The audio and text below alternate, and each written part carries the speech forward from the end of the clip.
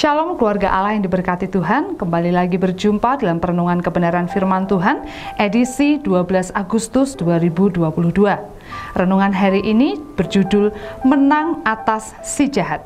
Ayat renungan diambil dari 1 Yohanes 4 ayat yang keempat yang mengatakan, "Kamu berasal dari Allah, anak-anakku, dan kamu telah mengalahkan nabi-nabi palsu itu, sebab roh yang ada di dalam kamu lebih besar daripada roh yang ada di dalam dunia."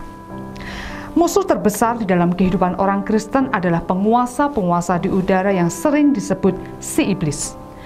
Sebagai orang percaya, perjuangan kita bukan melawan daging, melainkan melawan roh-roh jahat di udara. Dan salah satu cara untuk menang terhadap kuasa si iblis adalah mempergunakan perisai iman dan ikat pinggang kebenaran seperti yang disebutkan di dalam Efesus 6 ayat 11. Firman Tuhan adalah satu-satunya kunci untuk menang dari kuasa si iblis. Ayat di atas menyatakan bahwa setiap kita orang percaya berasal dari Allah, dan roh yang ada pada kita lebih besar dari roh yang ada di dalam dunia. Membaca ayat ini mengingatkan penulis akan peristiwa 29 tahun yang lalu ketika saat itu penulis sedang dalam pergumulan untuk mencari pekerjaan.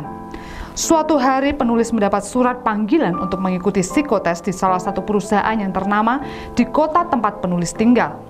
Sehari sebelum penulis pergi mengikuti tes tersebut, ibunya memberikan sebuah bungkusan kertas kecil disertai dengan pesan bahwa bungkusan itu harus dibawa selama mengikuti tes penerimaan pegawai tersebut, karena itu akan membuat sang penulis diterima di perusahaan tersebut.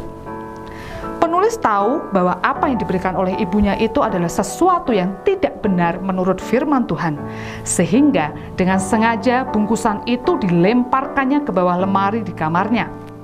Dan suatu hari ketahuan oleh ibunya, sehingga ibunya marah besar dan berkata bahwa pasti sang penulis akan gagal.